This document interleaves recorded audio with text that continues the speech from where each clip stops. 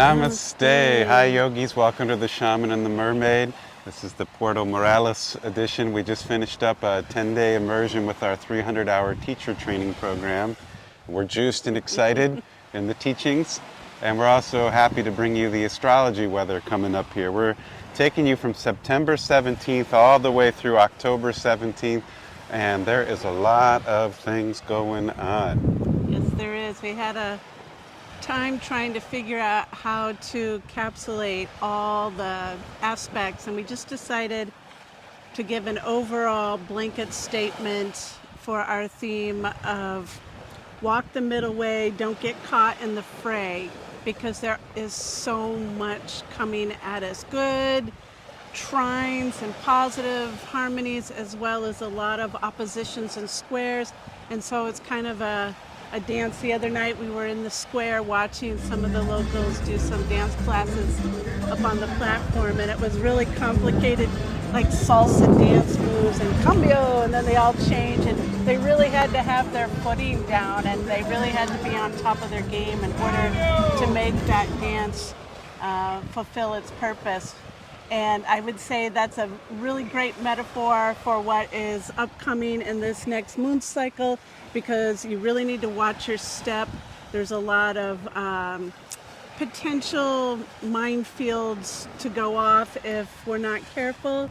So walk the middle path, be very observant of where you step, and enjoy the trines and all the positive aspects, and be able to navigate some of those difficult oppositions and squares that are also coming. It kicks off with a big bang on that full moon. What do we have? We have a Pisces full moon, and it is a lunar eclipse. It's a partial lunar eclipse, a penumbral one. So in Denver, you'll be able to see it in the evening after sunset around 9-10 p.m. The moon will get a little more gray and possibly a little orange. This is on the north node of the moon, but it's a crossed node sign. The north node is currently in Aries, and this is in Pisces, so it's like future looking. And Pisces is also visionary anyway, like imagining, seeing what's possible. And so I would say for this start of the time, keep focused on the vision in the middle way, and don't be distracted by what's in the fray. Somewhat of a sensitive moon.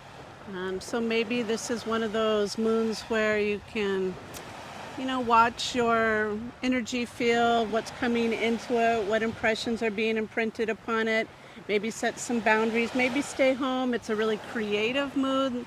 Maybe this is a night where you do some painting or journaling, or make that one meal, that recipe that takes a little more focus and creativity on that one.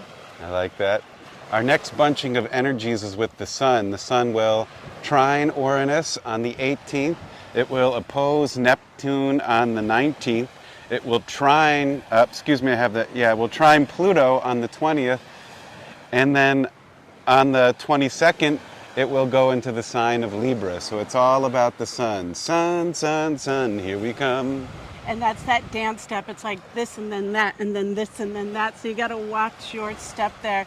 He went from trine to opposition to trine to square. So lots of fancy footwork in there. Some days are going to feel really great. Some days are going to feel a little rough.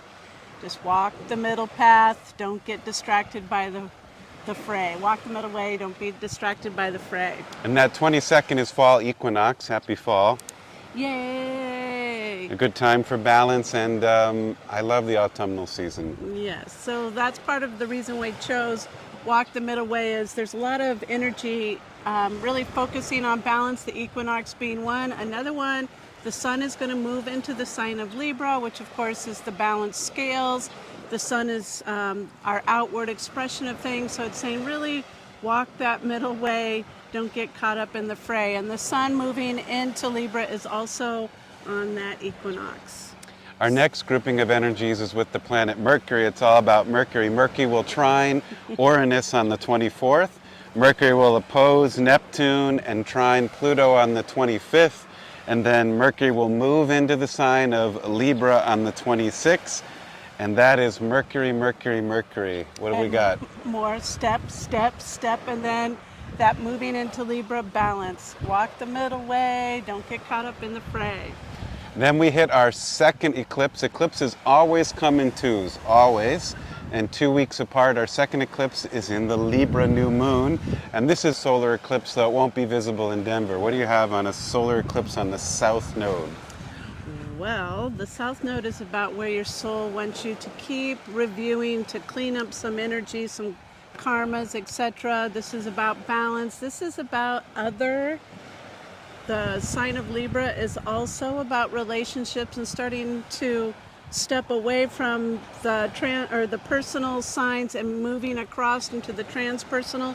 So thinking about how you are in relation to other, and that could be romantic, it could be business, it could be familial, it could be friendships, all the ways that we have relationship with other. So taking a look at that on this new moon. So again, good time for ceremony. We always like to encourage you to set intention when you're starting a new moon, because you follow it all the way through until it comes back around. So this will be completing one cycle and beginning a new with a focus on walk the middle way, don't get caught up in the fray. Our next grouping of energies is with the feminine Venus, and she will be trining her counterpart Mars on October 8th. That's a beautiful day. And then Venus will also be going opposite of the planet Uranus, and then she'll be moving into Sagittarius out of Scorpio. What do you have on values and love and feminine? All of this Venus energy is pretty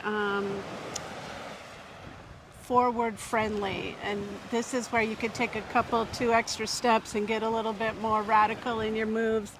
Not too crazy though, still being mindful to walk the middle way. But Venus has a lot of positive influences for her to shine in her way, which is love, values, self-love, feeling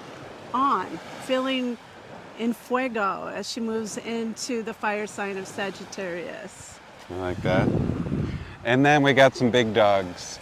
We have Jupiter is going retrograde, and it's for 4.5 months well into 2025. But on the other side of it, the next day after October 9th, on October 11th, which is not the next day but 2 days later, Pluto is going direct. Which I think is a very big one. In its retrograde, it's given us time to really do some soul searching, to think about our next steps for ourselves. And as it goes direct, and it's a slow turn, it's like a big ship. Michael always gives the analogy, a big cruise ship turning around on the ocean. So it takes a little bit of time. It's not instantaneous. But that Pluto going direct is your soul getting to move forward in the direction that it's wanting to go, and it's had this reflective time of the retrograde to think about it.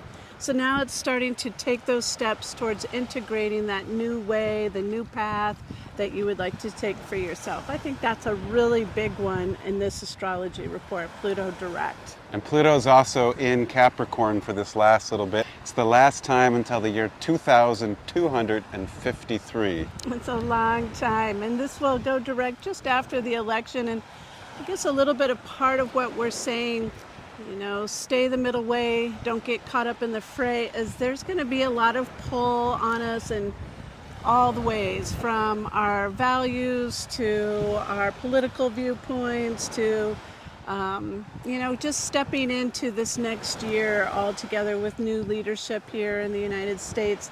So, stay in that observer mode and just witness everything coming in around us, and not making rash decisions, choices, discussions can be kept to a sattvic level, meaning not letting them get out of balance, staying calm and clear yourself when in these kind of discussions with others, and keep the middle way in the forefront of your mind. All right, yogis, that'll bring us all the way around to our Aries full moon on October 17th, when we'll see you again. Yes. And we love you. Namaste. Namaste.